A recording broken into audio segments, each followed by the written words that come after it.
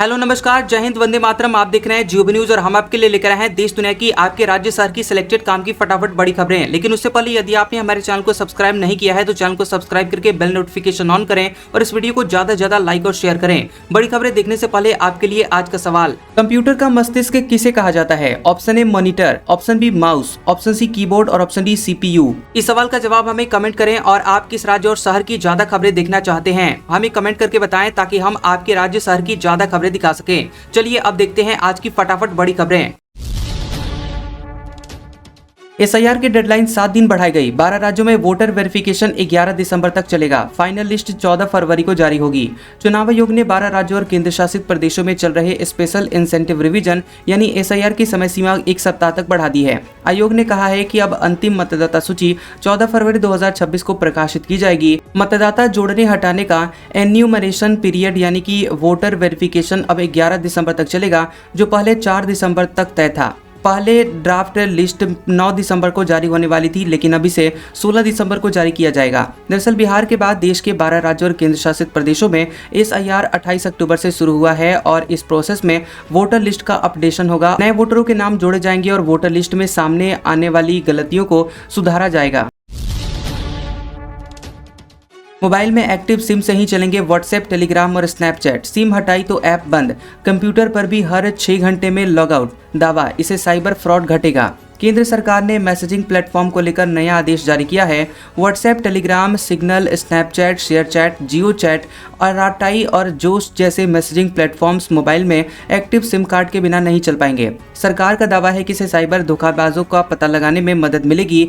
दूरसंचार विभाग के आदेश में कहा गया है कि मैसेजिंग प्लेटफॉर्म्स ये तय करें कि ऐप तभी चलेगा जब यूजर की रजिस्टर्ड सिम उस मोबाइल में एक्टिव होगी। इतना ही नहीं, सिम बाइंडिंग के तहत अगर मोबाइल से सिम निकाल ली जाती है तो व्हाट्सएप और बाकी के दूसरे मैसेजिंग ऐप बंद हो जाएंगे। वेब ब्राउजर यानी लैपटॉप या डेस्कटॉप के जरिए लॉगिन करने वाले यूजर के लिए भी बड़ा बदलाव किया गया है। अब मैसेजिंग प्लेटफॉर्म को हर 6 घंटे में यूजर को लॉग आउट करना होगा। इसके बाद QR कोड के जरिए ही लॉगिन हो सकेगा। मन की बात का 128वां एपिसोड। PM मोदी ने ब्लाइंड महिला क्रिकेट टीम को वर्ल्ड कप जीतने पर बधाई दी। कहा, नवंबर खेलों के लिए शानदार रहा। प्रधानमंत्री नरेंद्र मोदी ने मन की बात के 128वें एपिसोड में भारत में खेलों की प्रगति, winter tourism, vocal for local के साथ ही वाराणसी में होने वाले काशी तमिल संगमम का जिक्र किया। PM मोदी ने कहा कि भारतीय खेलों के लिए यह महीना शानदार रहा है। शुरुआत महिला टीम की ICC महिला वर्ल्ड कप जीत से हुई। भारत को कॉमनवेल्थ खेलों की मेजबानी का भी ऐलान हुआ। टोक्यो में हुए DF ओलंपिक में भारत ने रिकॉर्ड 20 मेडल जीते। महिला कबड्डी टीम ने वर्ल्ड कप जीतकर इतिहास रच दिया है और बॉक्सिंग कप में भी भारत ने 20 मेडल हासिल किए। National Herald case, Sonia Gandhi और राहुल गांधी पर नई FIR। दिल्ली पुलिस ने ED की शिकायत पर दर्ज की। AJL कंपनी को धोखाधड़ी से हासिल करने का है आरोप। बता दें कि दिल्ली पुलिस की आर्थिक अपराध शाखा यानी EOW ने नेशनल हेराल्ड केस में सोनिया गांधी और राहुल गांधी के खिलाफ नई FIR दर्ज की है। इसमें उनके अलावा 6 अन्य लोगों और 3 कंपनियों के नाम शामिल हैं। ये 3 कंपनियां AJL, डोटेक्स मर्चेंडाइज और यंग इंडियन हैं। इन सभी पर एसोसिएटेड जर्नल्स लिमिटेड AJL को धोखाधड़ी से हासिल करने का आरोप है। शिकायत के मुताबिक 2010 में AJL के पास करीब 2000 करोड़ रुपए मूल्य की संपत्तियां थी। कोलकाता की डोटेक्स मर्चेंडाइज ने यंग इंडिया को यहां 1 करोड़ रुपए दिए, जिसके बाद यंग इंडियन ने कांग्रेस को 50 लाख रुपए चुकाकर AJL पर नियंत्रण हासिल किया। यंग इंडियन में राहुल गांधी और सोनिया गांधी की 76% हिस्सेदारी है। चुनाव आयोग का ऐलान, BLO को मिलेगी डबल सैलरी। इससे पहले 2015 में बढ़ी थी। पहली बार इलेक्टोरल रजिस्ट्रेशन ऑफिसर्स असिस्टेंट को भी मानदेय मिलेगा। खबर है कि चुनाव आयोग ने बूथ लेवल ऑफिसर्स की सैलरी 6000 रुपए से बढ़ाकर 12000 रुपए सालाना कर दी है। इसके अलावा वोटर रोल तैयार करने और उनमें बदलाव करने वाले BLO सुपरवाइजर की सैलरी भी 12000 से 18000 रुपए कर दी गई है। जिस सरकारी कर्मचारी को BLO का काम दिया गया है उसे यह पैसा उसकी सैलरी के अलावा अलग से दिया जाएगा। आयोग ने एक रिलीज में कहा है कि पिछला ऐसा बदलाव 2015 में किया गया था और पहली बार इलेक्टोरल रजिस्ट्रेशन ऑफिसर्स यानी EROs और assistant electoral registration officers AEROs को भी मानदेय दिया जाएगा। रिपोर्ट्स के मुताबिक देश में 12 राज्यों और केंद्र शासित प्रदेशों में चल रही मौजूदा SIR प्रक्रिया में कुल 5,32,000 BLO काम कर रहे हैं। हर एक BLO के पास करीब 956 वोटर्स के लिए लिस्ट रिवीजन का काम है। अमेरिकी बार का ऑफर, अप्रवासियों को पकड़वाओ और अनलिमिटेड फ्री बियर पाओ। यूजर्स बोले ये गेम की तरह है। विनर घोषित करने और लीडर बोर्ड बनाने की भी सलाह। अमेरिका के इडाहो राज्य के एक फेमस बार ओल्ड स्टेट सैलून ने एक चौंकाने वाला ऑफर दिया है। बार ने सोशल मीडिया प्लेटफॉर्म एक्स पर लिखा कि अगर कोई भी व्यक्ति अमेरिकी immigration and customs enforcement ICE की मदद करके इडाहो में मौजूद किसी अवैध अप्रवासी यानी इमिग्रेंट की पहचान करवाए और उसे अमेरिका से डिपोर्ट करवाने में सफल रहे तो उसे पूरे 1 महीने तक बार में अनलिमिटेड फ्री बियर मिलेगी। कई यूजर्स ने इसे गेम जैसा बताया, वहीं कुछ ने विनर घोषित करने और लीडर बोर्ड बनाने की भी सलाह दी। कुछ यूजर्स ने तो जिंदगी भर फ्री बियर देने की मांग कर दी। वहीं दूसरी ओर अमेरिकी राष्ट्रपति ट्रंप ने इमिग्रेशन पॉलिसी को और सख्त कर दिया है। उन्होंने हाल ही में थर्ड वर्ल्ड कंट्रीज से आने वाले शरणार्थियों को हमेशा के लिए रोक लगाने का ऐलान किया है। भोपाल में मौलाना मदनी के पुतले को जूते मारकर जलाया। बजरंग दल VHP ने की कार्रवाई की मांग की। कहा था जब जब जुल्म होगा जिहाद भी होगा। जमीयत उलेमा हिंद के प्रमुख मौलाना महमूद मदनी ने कहा कि जब जब जुल्म होगा तब तब जिहाद होगा वाले बयान को लेकर विरोध तेज हो गया है और विश्व हिंदू परिषद और बजरंग दल ने भोपाल के रोशनपुरा चौराहे पर विरोध प्रदर्शन किया। प्रदर्शनकारियों ने मदनी के पुतले पर जूते चप्पलों की माला पहनाई और उस पर जूते भी फेंके। इसके बाद पुतला फूंका गया और संगठनों ने इसे देश और हिंदू समाज के खिलाफ दिया गया बयान बताते हुए कानूनी कार्रवाई की मांग की है। केंद्रीय मंत्री ललन सिंह का तेजस्वी यादव पर हमला। पटना में बोले नेतागिरी करने चले थे, अब कहां सिमट गए। विपक्ष पर भ्रम फैलाने का आरोप। केंद्रीय मंत्री ललन सिंह ने नेता प्रतिपक्ष तेजस्वी यादव और महागठबंधन पर तीखा हमला बोला है। पटना में मीडिया से बातचीत के दौरान उन्होंने कहा कि नेतागिरी करने चले थे, देखते ही देखते कहां रह गए, सिमट गए, पता नहीं चल रहा। विपक्ष के नेता मुश्किल से बने हैं। उन्होंने दावा किया कि तेजस्वी यादव अब न तो पहले जैसे सक्रियता दिखा रहे हैं और न ही जनता के बीच उनकी अब पकड़ बची हुई है। महिलाओं को 10,000 रुपए देने की योजना पर विपक्ष द्वारा सवाल उठाए जाने पर ललन सिंह ने कड़ा जवाब दिया। उन्होंने कहा कि विपक्ष सिर्फ भ्रम फैलाने में लगा हुआ है। उन्होंने तंज कसते हुए कहा कि भ्रम फैलाने का नतीजा देख लीजिए, कहां सिमट गए हैं। पटना जू में हीटर की गर्मी में सो रहा शेर। चिंपांजी भालू खा रहे च्यवनप्राश और मुरब्बा। ठंड से बचने के लिए सांप के केज में हाई वोल्टेज बल्ब। ठंड आने के साथ ही पटना जू में जानवरों को पक्षियों के लिए विशेष इंतजाम किए गए हैं और जानवरों के नाइट हाउस में खिड़कियों में पुआल और पर्दे लगाए गए हैं ताकि ठंडी हवा अंदर न आ सके। बाघ और शेर के बाड़े में हीटर लगाए गए हैं और सांपों के केज में हाई वोल्टेज बल्ब लगाए गए हैं। इसके अलावा जानवरों के खाने में भी बदलाव किए गए हैं। मांसाहारी जानवरों को मांस के साथ साथ अंडे भी दिए जा रहे हैं। चिंपैंजी और बंदरों को च्यवनप्राश खिलाया जा रहा है और पक्षियों को मूंगफली दी जा रही है। जू प्रशासन के मुताबिक ठंड के समय में जानवरों का विशेष ध्यान रखा जाता है। नाइट हाउस में शेर और बाघ के बैठने के लिए लकड़ी के प्लेटफॉर्म बनाए गए हैं ताकि वह फर्श पर न बैठे। मोतिहारी में 3 जगह NIA की रेड। फेक करेंसी हवाला मामले में कार्रवाई। 7 साल पहले मर चुकी महिला के खाते से हुआ लेन देन, पति गिरफ्तार। मोतिहारी में यहां रविवार की सुबह 4:30 बजे राष्ट्रीय जांच एजेंसी NIA की टीम ने दबिश दी। जिले के 3 जगह रेड हुई और जांच एजेंसी की एक टीम चकिया थाना क्षेत्र के कोयला बिलवा गांव पहुंची। वहीं आदापुर थाना क्षेत्र में 2 अलग अलग जगह पर छापेमारी की जा रही है। मामला साइबर फ्रॉड, नकली नोट और हवाला कारोबार से जुड़ा हुआ बताया जा रहा है। चकिया में NIA की टीम दिवंगत नारायण पाठक के घर पहुंची। नारायण पाठक की बेटी प्रियंका की शादी नेपाल के रहने वाले धीरज तिवारी से हुई थी। प्रियंका की मौत के बाद भी उसके खाते से करोड़ों के लेन देन हुए। NIA ने धीरज को गिरफ्तार कर लिया है। टीम ने घर को लेकर तलाशी अभियान शुरू किया और NIA की टीम ने परिवार के सदस्यों से एक कमरे में पूछताछ की। घर वालों के फोन जब्त कर लिए। राजनाथ के मैथ्स के सवाल पर चकरा गए 600 ट्रेनी IAS। गलत जवाब मिला तो कहा दोबारा कोशिश करिए, फिर प्रोफेसर की तरह समझाया।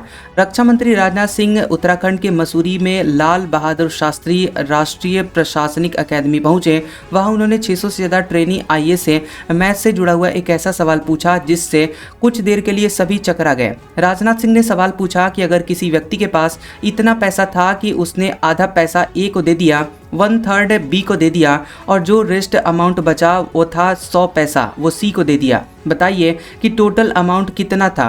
राजनाथ के सवाल पूछते ही हॉल में सन्नाटा छा गया। 1 मिनट तक कोई जवाब नहीं दे पाया। रक्षा मंत्री ने दोबारा सवाल दोहराया, फिर एक ट्रेनी आईएएस ने जवाब दिया, लेकिन राजनाथ सिंह ने सिर हिलाते हुए उसे गलत बताया। इसके बाद एक ट्रेनी आईएएस ने राजनाथ सिंह के सवाल का सही आंसर दिया। जवाब सुनकर राजनाथ सिंह ने कहा, जिस तरह मैथ में कभी सॉल्यूशन सिर्फ मान लेने से निकल आता है, उसी तरह कभी कभी आस्था और विश्वास से ही कई चीजें हल हो जाती हैं। असीम मुनीर को मिली बेहिसाब ताकत से संयुक्त राष्ट्र भी हुआ चिंतित। कहा, पाकिस्तान के संविधान में बदलाव करना ठीक नहीं, इससे बेलगाम हो जाएगी सेना, अदालत भी कमजोर होगी। पाकिस्तान में हुए संविधान संशोधन को लेकर संयुक्त राष्ट्र ने चिंता जताई है। यूएन ह्यूमन राइट एजेंसी के हाई कमिश्नर वोल्कर टर्क ने चेतावनी दी है कि 27वां संविधान संशोधन न्यायपालिका की स्वतंत्रता को कमजोर कर सकता है। टर्क ने बयान जारी करके कहा कि यह बदलाव उन जरूरी कानूनी नियमों, रूल ऑफ लॉ को कमजोर कर सकता है जिनसे देश में कानून व्यवस्था बनी रहती है। पाकिस्तान में 12 नवंबर को संसद ने सेना की शक्तियों को बढ़ाने और सुप्रीम कोर्ट की ताकत कम करने वाले 27वें संवैधानिक संशोधन को मंजूरी दी थी। इस दौरान संविधान के 48 अनुच्छेदों में बदलाव किए गए थे। इंडोनेशिया में बाढ़ लैंडस्लाइड से अब तक 300 लोगों की जानें गई, 75,000 लोग बेघर हुए। इंडोनेशिया में पिछले 1 हफ्ते से चक्रवात सेन्यार के कारण भारी बारिश हुई है और इससे आए भयानक बाढ़ और भूस्खलन में अब तक 303 लोगों की जानें जा चुकी हैं। अधिकारियों का कहना है कि मरने वाले लोगों की संख्या अभी और बढ़ सकती है, क्योंकि 100 से ज्यादा लोग अभी भी लापता हैं और कई इलाकों तक बचाव दल पहुंच नहीं पाए हैं। 75,000 से ज्यादा लोग बेघर हो गए हैं और 1 लाख से अधिक लोग प्रभावित हुए हैं। इसी तूफान से थाईलैंड में 170, मलेशिया में भी कई लोगों की जानें गई हैं। डालमिया सीमेंट को 266 करोड़ का टैक्स नोटिस। साल 2019-20 और 2022-23 से जुड़ा हुआ है मामला। कंपनी बोली, इससे कोई परेशानी नहीं होगी। डालमिया भारत की subsidiary company Dalmia cement Bharat limited DCBL को तमिलनाडु के सेल्स टैक्स डिपार्टमेंट ने 2 बड़े शो कॉज नोटिस, कारण बताओ नोटिस भेजे हैं। कुल मिलाकर के कंपनी पर 266 करोड़ रुपए के टैक्स और पेनल्टी का दावा किया गया है। राजस्थान में जमा किया जा रहा पाकिस्तान का गोला बारूद, यहां से देश भर में आतंकवादियों को सप्लाई। चीन तुर्की में बने हैं ये खतरनाक हथियार। भारत पाकिस्तान इंटरनेशनल बॉर्डर से सटा हुआ श्रीगंगानगर विदेशी हथियारों का लॉजिस्टिकल हब, सप्लाई का अड्डा बनता जा रहा है। पाकिस्तान में बैठे हुए ISI समर्थित तस्कर गोला बारूद से लेकर चीन तुर्की में बने हुए हथियार ड्रोन के जरिए गिरा रहे हैं और यहां से इन हथियारों को देश के दूसरे हिस्सों में पहुंचाया जा रहा है। कभी इस रूट से नशीले पदार्थों की सप्लाई की जाती थी और हाल ही में पंजाब के लुधियाना पुलिस के एनकाउंटर में हत्या चढ़ा श्रीगंगानगर राजस्थान का रहने वाला रामलाल भी पाक ISI समर्थित आतंकवादी मॉडल का हिस्सा था और इससे पहले गुजरात ATS की गिरफ्त में आए 3 संदिग्ध आतंकवादियों को भी हथियार इसी रूट से पहुंचाए गए थे। सीएम के बेटे की शादी, बाबा रामदेव ने पढ़े मंत्र। धीरेन्द्र शास्त्री से बोले, आपका भी सामूहिक सम्मेलन में ही विवाह करवाएंगे महाराज। मध्य प्रदेश के सीएम डॉक्टर मोहन यादव के बेटे अभिमन्यु की बारात 21 अन्य दूल्हों के साथ सामूहिक विवाह स्थल पहुंची और शादी की रस्में उज्जैन के सांवरखेड़ी में हो रही हैं। वरमाला के दौरान बाबा रामदेव ने मंत्र पढ़े। सामूहिक सम्मेलन में शामिल होने बाबा रामदेव, पंडित धीरेन्द्र शास्त्री, केंद्रीय मंत्री ज्योतिरादित्य सिंधिया, राज्यपाल मंगू भाई पटेल, मंत्री तुलसी सिलावट और अखाड़ा परिषद के अध्यक्ष रविंद्र पुरी पहुंचे। अखाड़ा परिषद सभी जोड़ों को 1.25 लाख रुपए और पतंजलि पीठ की ओर से बाबा रामदेव ने 1-1 लाख रुपए देने की घोषणा की है। सीएम के बेटे ने कहा कि सामूहिक सम्मेलन में शादी कर रहे हैं, इसकी डबल खुशी है। इतना भव्य कार्यक्रम चल रहा है, काफी अच्छा लग रहा है। बाबा महाकाल से प्रार्थना है कि आगे का जीवन सुखी रहे। खाड़ी देश भागने वाली थी डॉक्टर शाहीन, पाकिस्तानी हैंडलर से मिलना था। नया पासपोर्ट न बन पाने से निकलने का मौका नहीं मिला। दिल्ली ब्लास्ट के आतंकवादी मॉड्यूल में शामिल डॉक्टर शाहीन सईद ब्लास्ट के बाद खाड़ी देश में जाकर पाकिस्तानी हैंडलर से मिलने वाली थी। इसके लिए शाहीन नया पासपोर्ट बनवा रही थी। उसने दिल्ली ब्लास्ट से 7 दिन पहले पासपोर्ट वेरिफिकेशन करवाया, लेकिन पुलिस पासपोर्ट से संबंधित रिपोर्ट को जमा नहीं करा पाई, जिस कारण से शाहीन को देश से निकलने का मौका नहीं मिल पाया। सूत्रों के मुताबिक शाहीन के लॉकर से खाड़ी देशों की करेंसी मिलने के बाद उसकी पूर्व में की गई यात्राओं का पूरा डेटा नेशनल इन्वेस्टिगेशन एजेंसी निकाल रही है। पता लगाया जा रहा है कि यात्राओं के दौरान उससे कौन मिला, किन होटलों में वो ठहरी और किस समय किस देश की यात्रा की थी। डीजीपी आईजी कॉन्फ्रेंस का अंतिम दिन, मॉडल स्टेट चुना जाएगा। पुलिसिंग में एआई, जियो पॉलिटिकल चैलेंजेस पर चर्चा। पीएम मोदी बोले, महिला सुरक्षा के लिए बने एक प्लेटफॉर्म। आईआईएम नवा रायपुर में 60वें Akhil Bharatiya DGP IG conference का तीसरा और अंतिम दिन है। प्रधानमंत्री नरेंद्र मोदी ने 9 बजे अधिकारियों से अनौपचारिक चर्चा की। इसके बाद 10 बजे बैठक शुरू हुई। पहले सत्र में उन राज्यों को प्रेजेंटेशन देने का मौका मिला जो कि अपनी रिपोर्ट पिछले दिन पेश नहीं कर पाए थे। पहले सत्र में पुलिसिंग में एआई यानी आर्टिफिशियल इंटेलिजेंस के उपयोग पर चर्चा की गई। दूसरे सत्र में गाइडलाइन तैयार करने की प्रक्रिया पर फोकस रहा। सुरक्षा एजेंसियों की जरूरतों, राज्यों के इनपुट और पिछली सिफारिशों को ध्यान में रखते हुए अंतिम गाइडलाइन का ड्राफ्ट तैयार किया जाएगा। इसके साथ ही देश के जियोपॉलिटिकल चैलेंजेस पर चर्चा होगी। दिल्ली एमसीडी उपचुनाव, 12 वार्डों पर वोटिंग जारी। कुल 51 उम्मीदवार मैदान में। सीएम बनने के बाद रेखा गुप्ता की पहली परीक्षा। दिल्ली नगर निगम एमसीडी के 12 वार्डों पर उपचुनाव हो रहा है। वोटिंग सुबह 7:30 बजे शुरू हुई और शाम 5:30 बजे तक मतदान हुआ और इस चुनाव में 51 उम्मीदवार मैदान में हैं। उपचुनाव का रिजल्ट 3 दिसंबर को आएगा। इसी साल विधानसभा चुनाव में भाजपा की जीत के बाद सीएम रेखा गुप्ता की यह पहली परीक्षा है। वहीं आम आदमी पार्टी सत्ता गंवाने के बाद वापसी को उम्मीद करेगी। दिल्ली राज्य चुनाव आयोग के मुताबिक 143 मतदान केंद्रों के 580 बूथों पर मतदान किया जा रहा है। ये उपचुनाव ग्रेटर कैलाश, शालीमार बाग बी, अशोक विहार, चांदनी चौक, चांदनी महल, डीचाओ कला, नारायणा, संगम विहार ए, दक्षिणपुरी, मुंदका, विनोद नगर और द्वारका बी वार्डों में करवाए जा रहे हैं। रिजिजू बोले, विंटर सेशन में ठंडे दिमाग से काम की उम्मीद। एसआईआर पर कहा, मैं इलेक्शन कमीशन का प्रवक्ता नहीं। सर्वदलीय बैठक हुई। 1 दिसंबर से शुरू हो रहे संसद के शीतकालीन सत्र से पहले सर्वदलीय बैठक बुलाई गई। इस मीटिंग में विपक्ष के सभी सीनियर लीडर शामिल हुए। पार्लियामेंट्री अफेयर्स मिनिस्टर किरण रिजिजू ने कहा कि हम विपक्षी पार्टियों की बात सुनेंगे। ये विंटर सेशन है। हम उम्मीद करते हैं कि सब लोग ठंडे दिमाग से काम करेंगे और गर्मा गर्म बहस से बचेंगे। पार्लियामेंट में एक सार्थक चर्चा होगी, कोई डिस्टर्बेंस नहीं होगा। अगर हम ठंडे दिमाग से काम करेंगे तो ये देश के लिए फायदेमंद होगा और पार्लियामेंट सेशन आसानी से चलेगा। एसआईआर मुद्दे पर रिजिजू ने कहा कि मैं ये नहीं कह सकता कि हम चर्चा के लिए कौन कौन से मुद्दे लाएंगे। इलेक्शन कमीशन अपना काम करता है। मैं इलेक्शन कमीशन का स्पोक्स पर्सन नहीं हूँ। आज का सुविचार, दुनिया का सबसे गलत इंसान वो है जिसे लगता है कि हर बार हर चीज में केवल वो ही सही है। कैसा लगा ये वीडियो हमें कमेंट सेक्शन में जरूर बताएं। वीडियो पसंद आया हो तो वीडियो को लाइक और शेयर करें और ऐसी इंटरेस्टिंग वीडियोस देखने के लिए हमारे चैनल जियोबी न्यूज को सब्सक्राइब करें और बेल आइकॉन को दबाएं। और हमारे ओल्ड और लेटेस्ट वीडियोस देखने के लिए हमारे प्लेलिस्ट और कम्युनिटी टैब को जरूर चेक करें। तो मिलते हैं अगले वीडियो में, तब तक के लिए आपका शुक्रिया।